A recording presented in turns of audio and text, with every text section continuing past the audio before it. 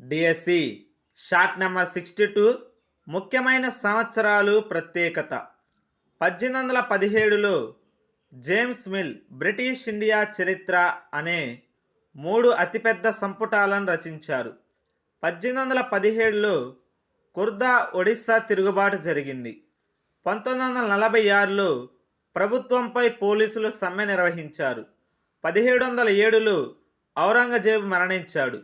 1498లో Vasco da Gama భారతదేశానికి సముద్ర మార్గం కనుగొన్నాడు.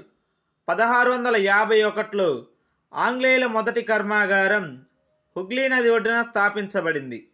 1696లో కంపెనీ కోట కట్టడం ప్రారంభించింది. 1867లో విలియం సింప్సన్ చిత్రం మద్రాసు ఓడల నుండి పడవలు సరుకులు తీసుకురావడం.